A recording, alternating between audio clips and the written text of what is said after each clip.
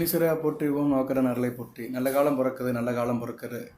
18ஆம் படி கருப்பசாமி நரலால் மிதுன ராசிக்கு நல்ல காலம் பிறக்குது. 18ஆம் படி கருப்பு. கருப்புனா என்ன? காரின்னு அர்த்தம். அதாவது உங்கள் ராசிக்கு அஷ்டமாதிபதி பாக்கியாதிபதி சனி பகவான். சனி பகவானுக்கு இஷ்ட தெய்வங்கள் 4: ஐயப்பன், கருப்பசாமி, சாஸ்தா, ஐயனார். இந்த தெய்வங்களுடைய ஆறல் மிதுன ராசிக்கு இருக்குது. மிதுன ராசிக்கு 10ஆம் இடம் கேந்திரம் மீனம். மீனத்துக்கு தான் சனி பகவான் பயிற்சியாக போகிறாரு. ஒரு கேந்திரத்துக்கு ஒரு பாவகிரகம் வரலாம். சனி பயிற்சி மிகச்சிறப்பாக பார்க்கப்படுகிறது. 18ஆம் படி கருப்பசாமியின் அருளும் கிடைக்குது. இந்த வீடியோ பதிவு ஒரு முக்கியமான வீடியோ பதிவு. மிதுன ராசிக்கும் சனி பகவானுக்கும் உள்ள தொடர்பு எப்படி இருக்குன்னு பார்க்க போகிறோம். சாதக பாதங்களை சரிவிகிதமாக சொல்கிறேன், பொறுமையாக கேளுங்க. நம்ம சேனலை சப்ஸ்கிரைப் பண்ணவங்க சப்ஸ்கிரைப் பண்ணிக்கோங்க. பெல் பட்டன் ஆன் பண்ணுங்கள். நோட்டிஃபிகேஷன் எல்லா வீடியோவும் பாருங்கள். ரிட்டன் வியூவர்ஸ் எல்லாருக்கும் வணக்கம். புதுசாக பார்க்குறவங்களுக்கு கோடான கோடி வணக்கம். பொதுவாக நம்ம வியூவர்ஸ், மிதுன ராசியில் உள்ள வியூவர்ஸ் எல்லாருக்குமே சிறந்த ஆழ்ந்த வணக்கம். மிதுன ராசிக்கு நிறைய வீடியோ போடுறேன். அதில் இந்த வீடியோ முக்கியமான வீடியோ. ஜனனஜாதத்தில் சனி பகவான் கெட்டுப்போனவர்கள் என்ன செய்யலாம், அதுபோக ஜனனஜாத சனி பகவான் நல்லவங்களுக்கு இப்படி பலன்கள் கிடைக்கும், இது மாதிரி சில தகவலெல்லாம் சொல்கிறேன். இந்த காலகட்டம் உங்களுக்கு எப்படி சார் இருக்குது அப்படி பார்த்தோம்னா, ராசிக்கு குரு வராரு. ராசிக்கு 9ஆம் இடத்துக்கு ராகு வராரு. 10ஆம் இடத்துல சனி பகவான் வர்றாரு. ரெண்டு பேருமே குருவுக்கு மறையலை. அதுபோக மீனம் ஒரு நீர் ராசி, உபயராசி. உபயம்னா என்னென்னா நின்ன இடத்துல நீடிக்கிறதுன்னு அர்த்தம். நிற்கிறது, நின்ன இடத்துல நிலைக்கிறது, இதுதான் உபயராசி. சரராசினா அப்படி சுற்றிக்கிட்டு ஓடிக்கிட்டே இருக்கிறது. சிரராசினா ஒரு இடத்துல நிலையாக இருக்கிறது. உபயம் ரெண்டுமே இருக்கும். சரியா? மொத்தம் 3 ராசி இருக்குது. சரராசி, உபயராசி, சிரராசி. உங்கள் ராசி உபயராசி தான், மிதுன ராசி. அதேமாரி மீனராசியும் உபயராசி தான். நீர் ராசி. நீர் ராசி பொதுவாகவே பெருமாளுக்கு உகந்த ராசியாக பார்க்கப்படுகிறது. இந்த பிரபஞ்சத்தை காக்கிறவர் பெருமாள் தான். இந்த பூமியின் இல்லை, எல்லாத்தையுமே காக்கிறவர் பெருமாள் தான். காக்கும் கடவுள் நாராயணன். அந்த நாராயணனுக்கே காவல் தெய்வம் கருப்பசாமி. 18ஆம் படி கருப்பசாமி அப்படிமோ. கருப்பசாமியுடைய அவதாரம் அப்படின்னு பார்த்தோம்னா, அவர் மலையாளத்திலிருந்து தமிழ்நாட்டுக்கு வந்தவர். ஒரு 18 வீரர்களோடு வந்தவர். மதுரை அழகர், கள்ளழகர் சுந்தரராஜ பெருமாளை அபகரிச்சுட்டு போகலான்னு வந்தவர். அவர்கிட்ட சண்டை போட்டு அவரை மீட்டுட்டு போயிடலாம்னு. ஆனால் வந்தவர் இவர்கிட்ட அடக்கலமாயிட்டார். இவரோட அழகை பார்த்து இவருக்கு அடிமையாகி அந்த உடன் வந்த 18 வீரர்களையும் கொண்டுட்டு அவங்கள படியாக்கி அது மேலே உட்காந்துருக்கிறாரு. அப்படின்னு ஒரு வரலாறு, கர்ண பரம்பரை கதை, செவி வழி கதை. இருந்த போதிலும் மதுரை அழகர் கோயிலில் 18ஆம் படி கருப்பசாமிக்கு தனி சந்நிதி இருக்குது. அவரை தரிசிச்சுட்டு தான் நம்ம அழகரை பார்க்க முடியும். அதுபோல் அழகர் கோயிலை விட்டு வெளியே வந்தாலுமே 18ஆம் படி கருப்பசாமி கிட்ட உத்தரவு வாங்கிட்டு தான் வெளியே வருவார். இதுதான் சம்பிரதாயம் நடந்துட்டு இருக்குது. ஒவ்வொரு பெருமாள் கோயிலுமே 18ஆம் படி கருப்பசாமிக்கு தனி சந்நிதி உண்டு. சரியா நேயர்களே? அவருடைய காவல் தெய்வமாக அவர் இருக்கிறாரு. 18ஆம் படி கருப்பசாமி ஐயப்பனோட அம்சம்தான். சரியா? ஐயப்பன் யார்? ஹரிஹர புத்திரன் தான். பெருமாளுடைய மகன் தான். மோகினி அவதாரத்தில் பெருமாளுக்கும் சிவனுக்கும் பிறந்தவர் தான். ஓகே நேயர்களே, இப்படி நிறைய புராண கதைகள்லாம் இருக்குது. இருந்தாலும் சனி பகவான் இந்த பிரபஞ்சத்தில் கர்மத்தை கழிக்கிற வந்தவர். கர்ம பலனை கொடுக்குற, கர்ம பலனுக்கு ஏற்ற மாதிரி தண்டனை கொடுக்க வந்தவர். கர்ம பலனை உண்டாக்குறவர் ராகு பகவான். கர்மத்துக்கு ஏற்ற மாதிரி தண்டனையில் வழங்குறவர், சாதக பாதங்களை கொடுக்குறவர் சனி பகவான். இவரும் ஒரு காவல்காரன் தான். சனி பகவானும் மனிதனை மனிதனாக வாழ்கிறதுக்கு, செம்மைப்படுத்துறதுக்கு சில சட்டத்திட்டங்களோட அவர் வந்துட்டுருக்கிறாரு. இப்போ 12ஆம் இடத்துக்கு போகிறாரு. காலப்புருஷ சக்கரத்தின் 12ஆம் இடம். உங்கள் ராசிக்கு 10ஆம் இடம். ஒரு சுற்றி முடிக்கிறாரு. மேசத்திலிருந்து ஒன்று ஆரம்பிக்கிறாரு. மேசத்தில் நீச நிலையில் ஆரம்பித்து ரிஷபத்தில் நட்பாகி, மிதுனத்தில் நட்பாகி, கடகத்தில் பகமையாகி, சிம்மத்தில் பகமையாகி, கண்ணியில் நட்பாகி, துலாமல் உச்சமாகி, விருச்சிகத்தில் பகையாகி, தனுசில் சமமாகி, மகரத்தில் ஆட்சியாகி, கும்பத்தில் மூலத்திரிகோணமாகி, மீனத்தில் ஒரு நட்பு நிலைக்கு தான் வராரு. ஏன்னா குருவின் வீடு அல்லவா. குருக்கிட்ட தன்னுடைய உபதேசத்தெல்லாம் சொல்கிறாரு. உபதேசம் எப்படி சொல்கிறாருன்னா, உபதேசம் கேட்குறாரு. எப்படி கேட்குறாருன்னா, இப்போ இந்த 12 வீடியும் அவர் தாண்டி வந்திருக்கிறாருல, 11 வீடியும் தாண்டி வந்திருக்கிறாருல, ஒவ்வொரு வீட்லேயும் அவர் பட்ட எக்ஸ்பீரியன்ஸ், அந்த நிலைப்பாடுகளை குருக்கிட்ட ஒப்பிக்கிறாரு. குரு மீனராசியுடைய அதிபதி. மீனராசி தான் குருவனுடைய ஆட்சி வீடு. அதனால் ஒரு சுற்றி வந்திருக்கிறார். காலப்புருஷ சக்கரத்தை ஒரு சுற்றி தன்னுடைய ஒரு சுத்தம் முடிக்கிறாரு. இது யுகமாக நடக்குது. இன்றைக்கி இந்த காலம் ஆரம்பிச்சதோ அன்னையிலேருந்து கிரகங்கள் இப்படி சுற்றிட்டு தான் தன்னை சுற்றி கொண்டு சூரியனை சுற்றி வருது. இப்போ அவர் கும்ப மண்டலத்திலேருந்து மீன மண்டலத்துக்கு போகிறாரு. அடுத்து தன்னுடைய நீச வீட்டுக்கு போவார். அடுத்து 2 காலங்கள் மிதுன ராசிக்கு நல்லா இருக்குங்க. 10ஆம் இடம், 11ஆம் இடம், 12ஆம் இடம். 12ஆம் இடத்துக்கு வந்தாலும் பிரச்சனை இல்லை, ரிஷபத்தில் தான் இருப்பார். அதனால் அடுத்து வருகின்ற ஒரு 8 ஆண்டு காலம் உங்களுக்கு எந்த பிரச்சனையும் இல்லை. ராசிக்கு வரும்போது தான் சில பிரச்சனை இருக்கும். ஜென்மத்தில் இருக்கும்போது 7.5 சனியாக மாற்றுவார். அதுக்கு இன்னும் ஒரு 8 வருஷம் இருக்குது. நம்ம அதை பற்றி ரொம்ப கவலைப்பட வேண்டாம். அப்படியே இருந்தாலுமே எல்லாத்தையும் அவர் பாதிப்பாருன்னா பாதிக்க மாட்டார். சரியா நேர்களே? ஒரு குறிப்பிட்ட அமைப்பில் இருக்கிறவங்களை தான் சனி பகவான் பாதிப்பார் எப்பயுமே. அதாவது அவர் வந்து உங்கள் ஜனன ஜாதக கட்டம் பார்த்தீங்களா, ராசி கட்டத்தை பார்த்துக்கோங்க.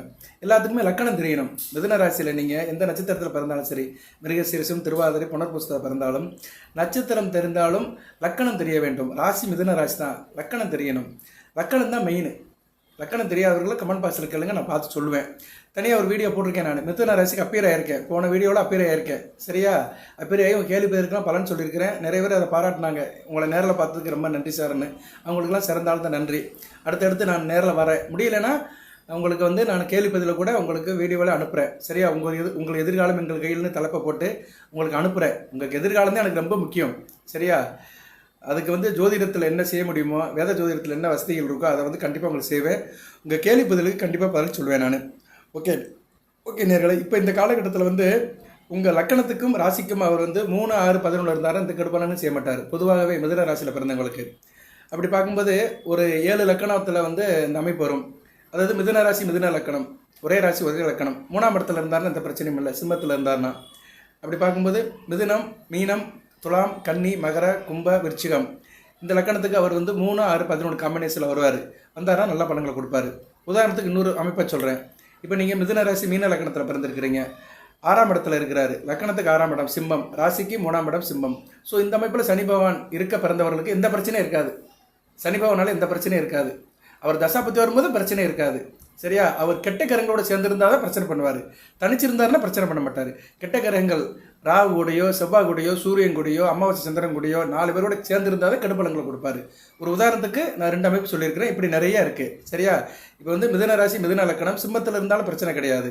ஏகராசி ஏக லக்கணம். அதே மாதிரி 6ஆம் இடம் விருச்சிகத்தில் இருந்தாலும் பிரச்சனை கிடையாது. விருச்சிகத்தில் இருந்தால் கொஞ்சம் சேட்டை பண்ணுவார், இருந்தாலும் பரவாயில்ல. 11ஆம் இடம் மேசத்தில் இருந்தாலும் பிரச்சனை இல்லை. நல்லமையான அமைப்பு. நேர்வழி இழந்திருப்பார். மிதுன ராசி மிதுன லக்கணம் 11 மேசத்தில் இருந்தார்னா நீசமாயிருப்பார், நேர்வழி இழந்து இருப்பார், நல்ல பலன்கள் கொடுப்பாரு. இருந்த போதிலும் நீச பங்கு அடைஞ்சிருந்தாருன்னா ஆயுள் விருத்தி. இப்படி நிறையா சொல்லிட்டே போகலாம். சரியா நேரில் ஜோதிடத்தை சொல்ல ஆரம்பித்தோம்னா ஒன்றை தொட்டு பேசிக்கிட்டே போகலாம். பட் அதோட நம்மளோட நோக்கம் அல்ல. முக்கியமான சப்ஜெக்ட்டுக்கு வந்துடுவோம். அப்படி பார்க்கும்போது உங்களுக்கு 100% நல்ல பலன்கள் எப்போ தருவார்னா ராசி லக்கணத்துக்கு 3, 6, 11 மிதுனம், மீனம், துலாம், கன்னி, மகர, கும்ப, விருச்சிகம் இந்த அமைப்பில் இருக்கிறவங்களுக்கு நல்ல பலன்கள் கொடுப்பாரு. அடுத்து 10ஆம் இடத்துல இருந்தாலும் நல்ல பலன்கள் கொடுப்பாரு. ராசி லக்கணத்துக்கு 10ஆம் இடம் மீனத்தில் இருந்தாலும் நல்ல பலன்கள் கொடுப்பார். இப்போ அந்த அமைப்பு தான் வந்திருக்கிறாரு. அடுத்து ரிஷபம். நீங்கள் ரிஷப லக்கணத்தில் பிறந்திருக்கிறீங்க. மிதுன ராசி ரிஷப லக்கணம் 10ஆம் இடத்துல இருந்தாலும் நல்ல பலன்கள் கொடுப்பாரு. லக்கணத்துக்கு 11ஆம் இடம், ராசிக்கு 10ஆம் இடம் இந்த காம்பினேஷனும் நல்ல பலன்கள் கொடுப்பாரு. இப்படி பிறந்தவங்களுக்கு வாழ்நாள் முழுக்க சனி பகவானால எந்த பிரச்சனையும் இல்லை. இவங்களாம் வாழ பிறந்தவர்கள். சனி பகவானால எந்த கெடுபலங்களும் அணிக்க மாட்டாங்க. அவர் தனிச்சு இருக்கணும். சரியா? தனிச்சு இருந்தாருன்னா கெடுபலங்களே கொடுக்க மாட்டார். இந்த அமைப்பில் இருந்தால் பாவத்தொடர்பு இருந்தாலும் கொடுத்துருவார். அதெல்லாம் கொஞ்சம் ஜாதகத்தில் போய் பார்க்கணும். உங்கள் தனிப்பட்ட ஜாதகத்தில் பார்க்கணும். லக்கணத்துக்கு 6, 8, 12 குறைய சாரம் வாங்கினாலும் அந்த அமைப்பை கொடுத்துருவார். சரியா? அதையும் கொஞ்சம் செக்கிங் பண்ணணும். இப்போ நீங்கள் வந்து மிதுன லக்கணம், மிதுன ராசி ரிஷப லக்கணம், ராசிக்கும் லக்கணத்துக்கும் 11ஆம் இடத்துல இருக்கிறாரு. எங்கே இருக்கிறாரு? மீனத்தில் இருக்கிறார். பரவாயில்ல. ரிஷபத்தில் இருக்கிறாரு. ராசிக்கு 12ஆம் இடம் லக்கணம், லக்கணத்திலே இருக்கிறார். ஒன்றும் பிரச்சனை இல்லை. லக்கணத்தில் சனி பகவான் இருந்தாலும் தாமத திருமணம் ஆகும். ஆனால் ஓரளவு வந்து நல்ல பலன்கள் கொடுப்பாரு. லக்கணத்தில் இருக்க மாட்டார், மீனத்தில் தான் இருப்பார். மிதுன ராசி ரிஷப லக்கணம், லக்கணத்துக்கு 11ஆம் இடம், ராசிக்கு 10ஆம் இடம் இந்த காம்பினேஷன். ஆனால் அவர் வந்து மீனத்தில் இருக்கும்போது லக்கணத்துக்கு ஆகாத சாரத்தில் இருக்கக்கூடாது. அப்படி பார்க்கும்போது ரிஷப லக்கணத்துக்கு ஆகாத லக்கணம் மீனத்தில் இருக்கா சாரனா இருக்குது. ஒரே ஒரு நட்சத்திர சாரம் இருக்குது. பூரட்டாதி 4ஆம் பாதத்தில் இருக்கக்கூடாது. ஏன்னா ரிஷப லக்கணத்துக்கு வந்து 8 கூடியவன் சாரத்தில் இருந்தாருன்னா கெட்ட பலன்களை கொடுப்பாரு. சரி, ரிஷப லக்கணத்துக்கு அவர் வந்து ராஜயோகாதிபதி வருவார், 9, 10 கூடவன் வருவார், தர்ம கர்மாதிபதி வருவார். தர்ம கர்மாதிபதி 8 கூட சாரம் ஆகிட்டாருன்னா நல்ல பலன்களை கொடுக்க மாட்டார். எப்போ கொடுக்க மாட்டார்னா தன்னுடைய தசாபித்தில் கொடுக்க மாட்டார். சனி பகவான் தசாபித்தில். இப்படித்தான் ஜோதிடம் பார்ப்பார்கள், பார்க்கணும். சரியா நேரில் ஒரு உதாரணத்துக்கு சொன்னேன். ரிஷப லக்கணம் மிதுன ராசி மீனத்தில் இருக்கிறாரு. நல்ல அமைப்பு தான். ஆனால் மீனத்தில் பூரட்டாதி 4ஆம் பாதம் வாங்கக்கூடாது. சரியா? இப்படியே நிறைய சொன்னால் சொல்லிக்கிட்டே இருக்கலாம். இதுக்கு இதை நான் கொஞ்சம் விலாவரியாக சொல்கிறேன்னா உங்களுக்கு ஓரளவு அது தெரிஞ்சுக்கணும். சனி பகவானுடைய அமைப்பு தெரியணும். ஏன்னா சனி பகவானுக்கு தான் இங்கே நிறைய கிரேஸ் இருக்குது. அவர் தான் ஒரு ராசியில் 2.5 வருஷம் இருப்பார். அவர் தான் எல்லோரும் பயப்படுறாங்க.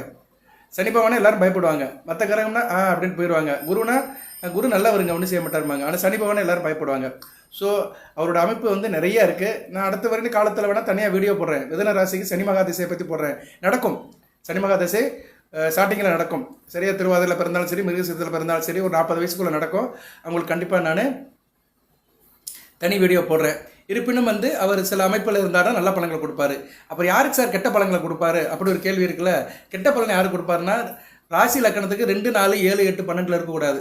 2ஆம் இடம் தனக்குடும்ப வாக்குஸ்தானம், 4ஆம் இடம் சுகஸ்தானம், 7ஆம் இடம் கலஸ்தரஸ்தானம், 8ஆம் இடம் ஆயுள் ஸ்தானம், 12ஆம் இடம் சயன விரயஸ்தானம்னு வச்சுக்கிறோம். இப்படி இந்த இடத்துல இருக்கக்கூடாது. இருந்தாலும் கெடுபலங்களை கொடுப்பாரு. இப்போ உதாரணத்துக்கு வந்து நான் சொல்கிறேன். இப்போ நீங்கள் வந்து மேச லக்கணம் மிதுன ராசி. மேச லக்கணம் மிதுன ராசிக்கு வந்து அவர் வந்து எங்கே இருக்கிறாருன்னா, அவர் வந்து 2ஆம் இடம் எங்கே இருக்கிறாரு, 2, 4 இருக்கக்கூடாது. லக்கணத்துக்கு 4ஆம் இடம் கடகத்தில் இருந்தாருன்னா ஆபத்து. ராசிக்கு 2ஆம் இடம் வந்துடும், லக்கணத்துக்கு 4ஆம் இடம் வந்துடும். இந்த அமைப்பில் இருக்கக்கூடாது. மேச லக்கணம் மிதுன ராசி கடகத்தில் இருந்தாருன்னா நல்ல அமைப்பு கொடுக்க மாட்டார். ராசிக்கு 2ஆம் இடத்துக்கு வருவார், லக்கணத்துக்கு 4ஆம் இடத்துல வருவார். இது பிரச்சனை. சரியா, இந்த அமைப்பில் பிறந்தவங்களுக்கு தாயால் சில பிரச்சனை இருக்கும், தாய் வழியில் சில பிரச்சனை இருக்கும், தாய்க்கு பிரச்சனை இருக்கும், வீடு மனை சரியாக அமையாது, வண்டி வாகனம் நல்லா அமையாது, விவசாயம் நல்லபடி அமையாது. இப்படி ஏகப்பட்ட சிக்கலை கொடுத்துட்டே இருப்பார். எப்போ கொடுப்பாரு, தன்னோட தசாபத்தில் கொடுப்பாரு. இல்லைன்னா கோச்சாரத்தில் 7 சனியாக வரும்போதோ, அர்த்தம சனியாக வரும்போதோ, அஷ்டம சனியாக வரும்போதோ கொடுப்பாரு. கோச்சாரத்தில் வந்து கெட்ட இடத்துல வரும்போது கொடுப்பாரு. லக்கண ரீதியாக வரும்போது தசாபத்தில் கொடுப்பாரு, தசையில் கொடுப்பாரு, அதனால புத்தியில் கொடுப்பாரு. இப்போ ஒருத்தருக்கு வந்து ராக திசையே நடக்கும். மிருகசீரிஷ நட்சத்திரத்தில் பிறந்தவங்களுக்கு வந்து கொஞ்சம் வயசில் ராக திசை நடக்கும். ராக திசையில் சனி புத்தியில் கொடுப்பாரு. உதாரணத்துக்கு சொல்கிறேன், மிதுன ராசி மிருகசீரிஷ நட்சத்திரம் மேச லக்கணத்தில் பிறந்திருக்காங்கன்னா அவங்களுக்கு ராக திசை சனி புத்தி நடக்கும்போது படுத்தி எடுப்பார்.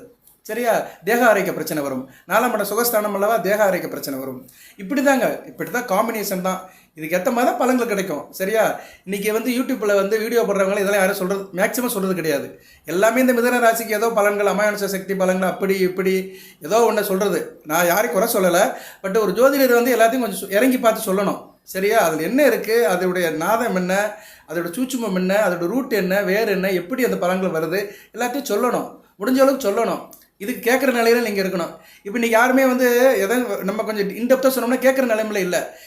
கிளாரிட்டியாக ஒன்று எனக்கு தேவையில்லை அப்படிங்கிறாங்க. எனக்கு வந்து போலியாக ஒன்று கிடைச்சா போதும், அது வந்து ஒரிஜினலாக தேவையில்லை. போலிக்கு தான் இன்றைக்கி மதிப்பு நிறையா இருக்குது. நான் யாரும் கிரிட்டிசைஸ் பண்ணலை. ஆனால் நிறைய வர்ற வீடியோக்கள்லாம் பார்த்தோம்னா அப்படி வீடியோ போடுறாங்க, தம்மையில் கவர்ச்சியாக போட்டோம்னா அப்படியே பரபரப்பாக போட்டோம்னா அப்படியே எல்லோரும் பார்க்குறாங்க.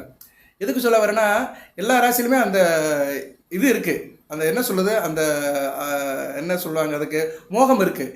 எல்லாருமே வந்து டக்கு டக்குன்னு பார்க்குறாங்க. பட் வந்து நான் இப்போ எப்படி கிடையாது, ஜோதிடத்தை வந்து உணர்வுபூர்வமாக நினைக்கிறவன். ஜோதிடம் வந்து என்னோடய மூச்சு. சரியா, என்னோடய மூச்சு பேச்சு எல்லாமே ஜோதிடம் தான்.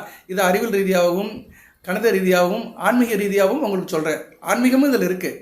ஆன்மீகம் இல்லாமல் வேத ஜோதிடத்தை பேச முடியாது. ஸோ ஆன்மீகம், அறிவியல், கணிதம் இது 3 சேர்ந்து தான் வேத ஜோதிடம். ரைட் நேர்களை சப்ஜெக்ட்டுக்கு வருவோம். 2, 4, 7, 8, 12 இருந்தாலும் நல்ல பலன்கள் கொடுக்க மாட்டார். அவர் எந்த இடத்துக்கு வந்தாலும் நல்ல பலன்கள் கொடுக்க மாட்டார். இப்போ 10ஆம் இடத்துக்கு வந்தாலுமே, நான் சொன்ன அமைப்பில் இருந்தாலுமே அவர் சில கடுப்பலன்களை கொடுப்பாரு. அவங்களாம் கொஞ்சம் கவனமாக இருக்கணும். அதுபோக ராசியில் இருந்தாலும் கடுப்பலன்களை கொடுக்க மாட்டார். ராசியிலே சனி பகவான் இருக்க பிறந்தவர்கள் 7 சனியில் பிறந்திருக்கீங்கன்னு அர்த்தம். ராசிக்கு 12ஆம் இடத்துலையும் ராசிக்கு 2ஆம் இடத்துலையும் பிறந்தவங்களுக்கு 7 சனின்னு அர்த்தம். ரிஷபம், மிதுனம், கடகம் இந்த 3 அமைப்பில் சனி பகவான் பிறக்க மிதுன ராசியில் பிறந்தவர்களுக்கு 7 சனியில் பிறந்திருக்காங்கன்னு அர்த்தம். அவங்களுக்கும் சனி பகவான் நல்ல இடத்துல வந்தால் ஓரளவு நல்ல பலன்கள் கொடுப்பாரு. கெட்ட இடத்துல வந்தால் போட்டு வறுத்து எடுத்துருவார். சரியா, இவங்க தான் கவனமாக இருக்கணும். ஓகே, என்ன சார் செய்யலாம் இதுக்கு அப்படின்னா, 18ஆம் படி கருப்பசாமியை கும்பிடணும். கருப்பணசாமியை காலை பிடிச்சிக்கணும், சிக்குன்னு கருப்பசாமியை கும்பிடு. இந்த அளவுக்கு கும்பிடுவீங்களோ அந்த அளவுக்கு சிறப்பாக இருக்கும். அதுபோக வந்து மீனம் வந்து ஒரு நீர் ராசி. நீர்னா என்ன, நாரம்னு அர்த்தம். நாரம்னா நீர்னு அர்த்தம். அதான் நாரை வந்து தண்ணிக்குள்ளேயே கிடக்குது. நாரை பறவைங்கிறோம்ல, தண்ணியிலே இருக்கும். நாரம்னா நீர், அயன்னா அதில் இருப்பவன் நாராயணன். நாராயணனா நீரிலே இருக்கிறவன், திருப்பால் கடலில் சயனம் பண்ணி இருக்கிற அயன சயனத்தில் இருக்கிறவன் உட்காந்துருப்பார். இல்லைன்னா அந்த ஆதிசேஷனில், இல்லைன்னா சயனத்தில் இருப்பார். கடல்லே இருக்கிறவர்னு அர்த்தம். திருப்பால் கடல்லே இருக்கிறவர். மீனம் ஒரு கடல் ராசி. மீனம் வந்து ஒரு நீர் ராசி. மீனத்தில் இருக்கிற நட்சத்திரங்கள் உத்திரட்டாதி, ரேவதி, இதுதான் மெயின் நட்சத்திரம். இது ரெண்டுமே வந்து சனி பகவானுக்கு உகந்த நட்சத்திரம். இதில் உத்திரட்டாதி வந்து சனி பகவான் நட்சத்திரம். சனி பகவான் வந்து பெருமாளோட அம்சம்தான். அவர் ஈஸ்வர் பட்டம் பெற்றவாளுமே பெருமாள் வந்து சனிக்கிழமையில தான் முக்கியமான நாளாக பார்க்குறாரு.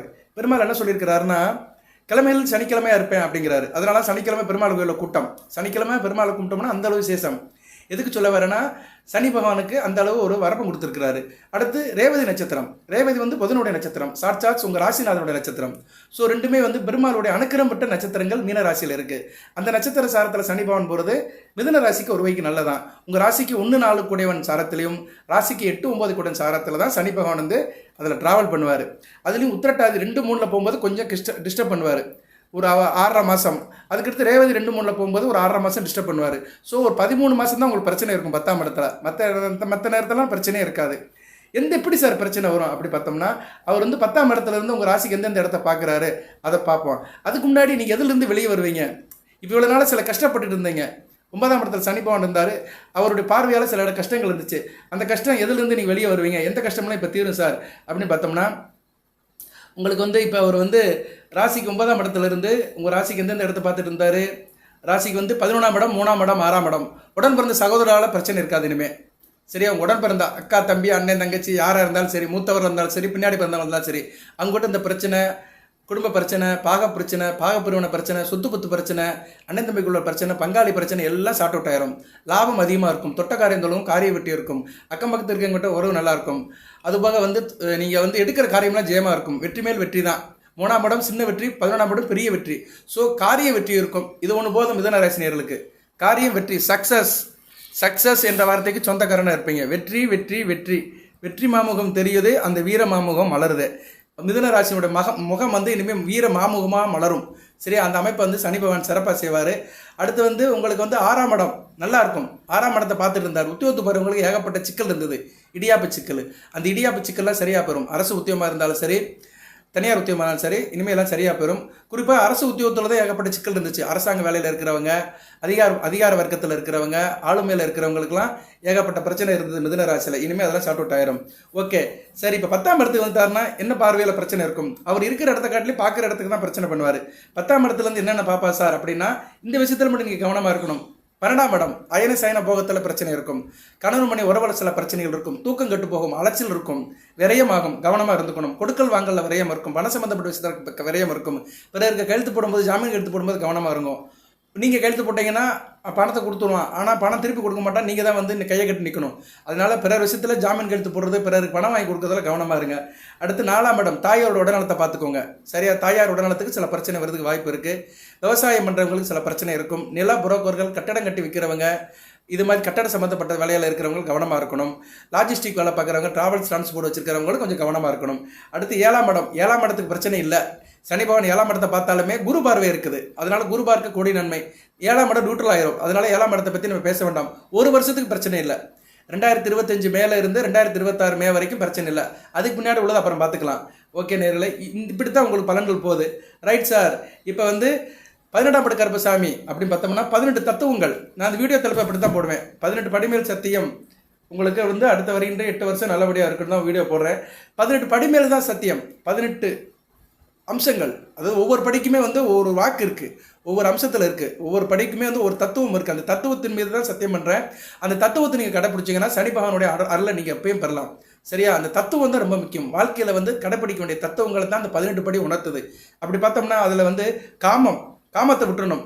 காமம்னா என்னென்னா, கோபப்படுறது, பாசம் இல்லாமல் இருக்கிறது, மற்றவங்ககிட்ட வந்து மற்றவங்க அழிவுக்கு ஆரம்பமாக இருக்கிறது. காமம் இருக்கக்கூடாது. அதே மாதிரி குரோதம் இருக்கக்கூடாது, லோபம் இருக்கக்கூடாது, பேராசை இருக்கக்கூடாது. அடுத்த மதம், யானை தான் மதம் பிடிக்கும், மதனுக்கு மதம் பிடிக்கக்கூடாது. மனிதன் வந்து மனிதனாக இருக்கணும், மனித நேயத்தோடு இருக்கணும். அடுத்து வந்து மாச்சரியம் இருக்கக்கூடாது. மாச்சரியம்னா பொறாமை இருக்கக்கூடாது. அடுத்து வந்து டம்பம், வீண் பெருமை இருக்கக்கூடாது. தனக்கு தான் தெரியும் சொல்லிட்டு வீண் பெருமை அடிச்சிட்டு இருக்கக்கூடாது. அடுத்து அகந்தை இருக்கக்கூடாது. அகந்தையை வந்து ஆளை அழிச்சிடும். அகந்தை ஆணவம் இருக்கவே கூடாது. அது இருந்தால் வந்து இறைவன்கிட்ட நம்ம நெருங்க முடியாது. அடுத்து வந்து நம்ம சாத்வீகமாக இருக்கணும், விருப்பின்றி இருக்கணும். அடுத்து ராட்சசம் இருக்கக்கூடாது, அகங்கார குணம் இருக்கக்கூடாது, மற்றவங்களை அலட்சியப்படுத்தக்கூடாது, நல்லவரை நாடனும் நல்லவரை வெறுக்கக்கூடாது. அடுத்து தாமசம் இருக்கக்கூடாது. தாமசம்ங்கிறது அற்ப புத்தி, சில்லியாக இருக்கக்கூடாது. அடுத்து வந்து இதெல்லாம் வந்து அந்த 18 படியில் உள்ள தத்துவங்கள். அடுத்து அஞ்ஞானம் இருக்கக்கூடாது. அஞ்ஞானம்னு என்ன?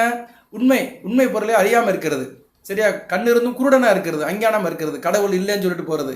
இந்த அமைப்பெல்லாம் தவிர்த்துடணும். இதெல்லாம் தவிர்த்துட்டு நல்ல வழியில் இருக்கணும். அது எப்படி சார் நல்ல வழியில் இருக்கிறது அப்படின்னா, அதுக்கு சில அமைப்பு இருக்குது. அந்த 18 படியில் சில அமைப்புகள் கூடுதலாக இருக்குது. ஞானத்தோடு இருக்கணும். ஞானம்னு என்ன? எல்லாம் இறைவன் செயல், அறிவுக்கு அப்பாற்பட்டு யோசிக்கிறது. பொதுவாக மிதுன ராசி நேயர்கள் அறிவுக்கு அப்பாற்பட்டு யோசிப்பீங்க. ஞான வீடு, புதனுடைய ஞான வீடு. அதனால ஞானம் வந்து உங்களுக்கு பெரிய பிரச்சனை இல்லை.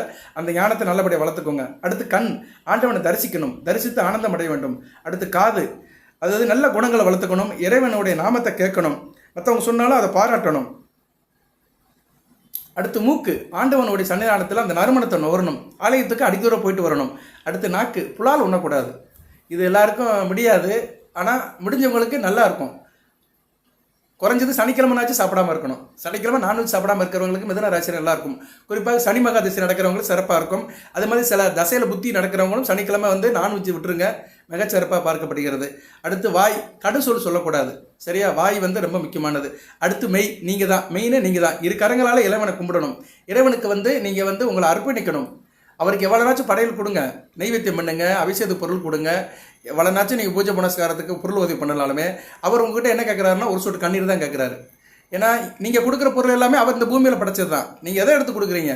சாமிக்கு வாழைப்பழம் கொடுக்குறீங்க, தேங்காய் பழம் உடைக்கிறீங்க, பால் வாங்கி கொடுக்குறீங்க, என்னென்னமோ பொருட்கள் வாங்கி கொடுக்குறீங்க, அபிஷேக பொருள் வாங்கி கொடுக்குறீங்க, உண்டில் நிறைய பணம் போடுறீங்க, நகை நட்டை போடுறீங்க. எல்லாமே இங்கே கிடைக்கிறது தான். எதுவுமே நம்ம கொண்டு வரல, பிறக்கும்போது கொண்டு வரல. எல்லாமே இந்த பூமியில் கிடைக்கிறது தான். எல்லாம் அவர் படைச்சதை எடுத்தால் நீங்கள் அவர் கொடுக்குறீங்க. உங்ககிட்ட என்னையா இருக்குது? மிதுன ராசிக்காரங்கிட்ட என்ன இருக்குது அப்படின்னு பார்த்தா கண்ணீர் தான் இருக்குது. ஊன் உருகி உள்ள முருகி ஒரு சில கண்ணீரை விடுவேன் சன்னிதியில் போய். சரியா, நான் பெரிய கால் சார், நான் பெரிய ஆள், நான் கோயிலுக்கு போனால் பந்தாவாக போயிட்டு வருவேன், பகடாக போயிட்டு வருவேன், அப்படியே காரை விட்டு இறங்குவேன், நான் போனவனே அங்கே 10 பேர் வழி விடணும், நான் அப்படியே கெத்தாக போய் சாமியை கும்பிட்டு வருவேன். அப்படிலாம் இருந்தால் சாமி வந்து அவர் பாட்டுக்கு இருந்துட்டு போயிடுவார். ஆனால் உனக்கு ஏன் இந்த அமைப்பு இருக்குன்னா, நீ போன பிறகுல நல்லா பண்ணியிருப்ப, போன பிறகுல புண்ணியம் பண்ணியிருப்ப. நீ பண்ணியிருக்க மாட்டேன், உன் தாய் தாப்பை பண்ணியிருப்பாங்க, உன் தாத்தா பாட்டி பூட்டை பண்ணியிருப்பாங்க. அதனால உனக்கு இந்த பிறவில கடவுள் நல்ல வாழ்க்கையை கொடுத்துருக்காரு. ஆனால் இந்த பிறவில வாழ்க்கையை கொடுத்தாலுமே நல்லதை அணுகும் போதும் இறைவனை பயபக்தியோடு அணுகணும். அவன் சன்னிதானம் போகும்போது எல்லாத்தையும் விட்டுணும். அந்த பந்தா, பகட்டு, டாம் டீம் இதை தான் சொன்னேன் நான். சரியா, அந்த 18 படியில் தத்துவம் இதெல்லாம் வருது. அதெல்லாம் விட்டுட்டு இயல்பாக போய் மக்களோட மக்களாக இறைவனை தரிசிக்கணும், ஒரு சொட்டு கண்ணீர் விடணும். சரியா, நமக்குள்ள கவலைகள் கோரிக்கைகளை சொல்லி இறைவன்கிட்ட வேண்டுதல் வச்சுட்டு வந்துட்டோம்னா கண்டிப்பாக செவி சேர்ப்பார். சரியா, இப்படி தான் அணுகணும். அதுதான் அந்த 18 படி தத்துவம். அந்த 18 படி தத்துவத்தின்படி வாழ்ந்துட்டிங்கன்னா நீங்கள் எதுக்குமே கவலைப்பட வேண்டாம். அடுத்து வருகின்ற 8 வருஷம் மிக சிறப்பாக இருப்பீர்கள். ஆனந்த வாழ்க்கை தான். ரைட் நேயர்களே, இப்போ வந்து நீங்கள் என்ன பண்ணுறீங்கன்னா, மாதம் ஒரு சனிக்கிழமை, கடைசி சனிக்கிழமை கருப்பசாமி கோயிலுக்கு போங்க. கருப்பசாமி தனி சன்னிதியும் இருக்கும், பெருமாள் கோயிலும் இருக்கும். அங்கே போய் என்ன பண்ணுறீங்கன்னா கருப்பு கயிறு வாங்கிட்டு போங்க. கோயில் பூசாரிட்டு கொடுங்க, மந்திரிச்சு கொடுப்பாரு. சரியா, கருப்பு கயிறு கட்டிக்கிறது நல்லதான். மிதுன ராசி நேயர்கள், சனி பகவானுடைய ஆதிக்க வெகுவாக குறையும். குறிப்பாக சனி தசை நடக்கிறவங்க, சனி புத்தி நடக்கிறவங்க கட்டிக்கலாம். அது என்னென்ன தசா புத்தின்னு சொல்கிறேன், அவங்களாம் ரொம்ப கவனமாக இருக்கணும். கருப்பசாமி வழிபாடை நீங்கள் பின்னிங்கன்னா கூடுதல் நன்மை. சரியா நேர்களே, கூடுதலாக வந்து மதுரை சித்திரை திருவிழா வருது, வர சித்ரா பௌர்ணமி அன்னைக்கு மதுரைக்கு ஒரு தடவை வந்துட்டு போங்க. அழகர் பெருமானை தெரிச்சிட்டு போங்க, கள்ளழகரை தெரிச்சிட்டு போங்க, சுந்தராஜ பெருமாளை தெரிச்சிட்டு போங்க. அவருக்கு முன்னாடி 18 படி கருப்பசாமி தனி சன்னிதி இருக்குது, மேலே 11 சோலை இருக்குது. முருகப்பெருமான் வந்து வள்ளி தேவானோட இருக்கார். அருமையான அமைப்பு. மிதுன ராசியில் பிறந்தவங்க முருகப்பெருமானை கும்பிடுறது சால சிறந்தது. அதுபோக ராசிக்கு 1ஆம் இடத்துல 2ஆம் இடத்துல சனி பகவான் இருக்கிறாரு. செவ்வாய் இருக்கிறாரு. ஜூன் 6ஆம் தேதி வரைக்கும் இருக்கிறாரு. அதனால் இந்த இடைப்பட்ட காலத்தில் அழகர் கோயிலுக்கு வந்து அழகுமையான தரிசிட்டு பழமிருச்சோலையிலும் முருகப்பெருமானை கும்பிட்டு போங்க. முருகப்பெருமான் மனம் முகழ்ந்து நல்ல பணங்களை கொடுப்பாரு. ஏன்னா தன் 2 துணையோடும் அங்கே வந்து ஹனிமூனில் இருக்கிறாரு, ரெஸ்ட்டில் இருக்கிறாரு, நல்ல ஒரு மனநிலையில் இருப்பார். அதுக்கு மேலே நூபுர கங்கை இருக்குது, தீர்த்தக்கரை ராக்கு. அங்கே போய் அங்கே அந்த கங்கையில் குளிச்சுட்டு வரலாம். அது ஒரு சுனையிலேருந்து தண்ணி வந்துக்கிட்டே இருக்கும், வருஷம் முழுக்க வரும், யுகமாக வந்துட்டு இருக்குது. சரியா, கோடையிலும் வரும், மழை காலத்தில் வரும், எப்பயும் தண்ணி வந்துக்கிட்டே இருக்கும். அதில் இந்த தீர்த்தத்தில் நீங்கள் நீராடிட்டு பழமைச்சோலை முருகப்பெருமானை கும்பிட்டு, அழகுமலையான கும்பிட்டு, கருப்பசாமி கும்பிட்டு வந்தீங்கன்னா மிகச்சிறப்பாக பார்க்கப்படுகிறது. சகல தோஷம் தீரும். செவ்வாய் தோஷம், சனி தோஷம் இருக்கிறவங்க இந்த வழிபாடை பண்ணலாம். ஒரு கல்லில் 2 மாங்காய், ஒரே இடத்துல எல்லாமே இருக்குது. முருகப்பெருமானுடைய முக்கியமான வீடும் இருக்குது. திவ்ய தேசத்தில் பிரபஞ்சத்தில் ஆழ்வார்கள் மங்கள சாசனம் பெண்ண அழகர் கோயிலும் இருக்குது. அழகர் கோயில் பழமையானது. நீங்கள் அந்த பெருமாளுடைய ஹிஸ்ட்ரி கோயிலில் எடுத்து பார்த்தீங்கன்னா அழகர் கோயில் வந்து மிக பழமையானது. அங்கே போயிட்டு வர்றது மிக சிறப்பு. நேயர்களே, வாய்ப்பு இருந்தால் பயன்படுத்திக்கோங்க. வாழ்த்துக்கள். ரைட்டு, அடுத்து வேறு என்ன சார்? மிதுன ராசிக்கு தசா புத்தி சொல்லிடுவோம்.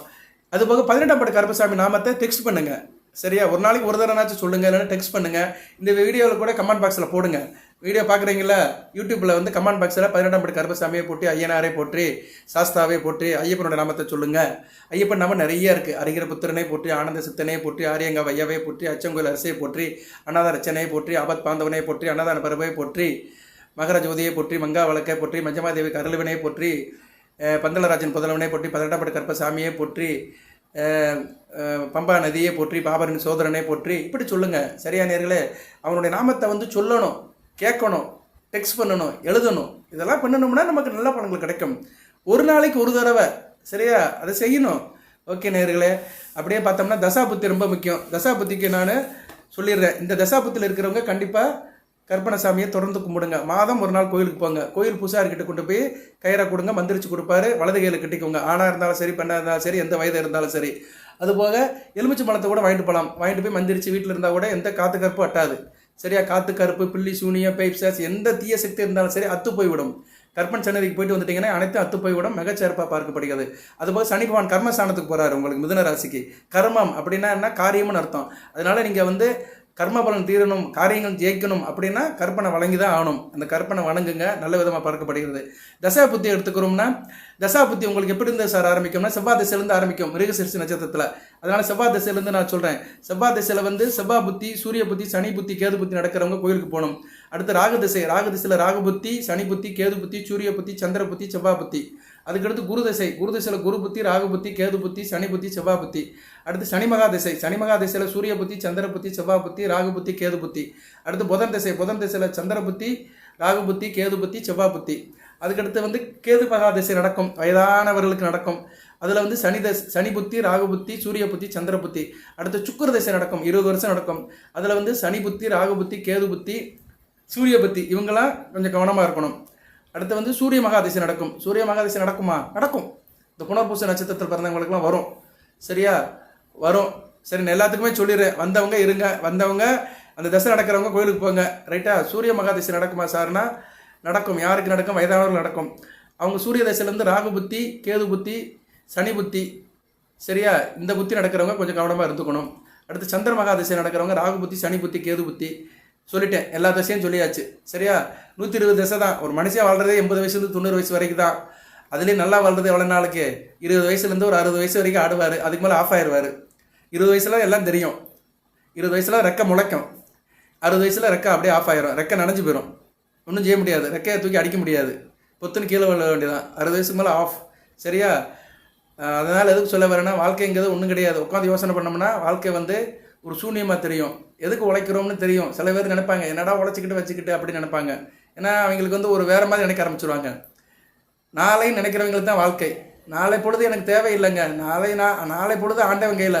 நாளை பொழுதை இறைவனுக்கு அளித்து நடக்கும் வாழ்வில் அமைதியை தேடும் சொன்ன மாதிரி நாளை பொழுதை பற்றி கவலைப்படாதாங்க எதுக்கும் கவலைப்பட மாட்டான்.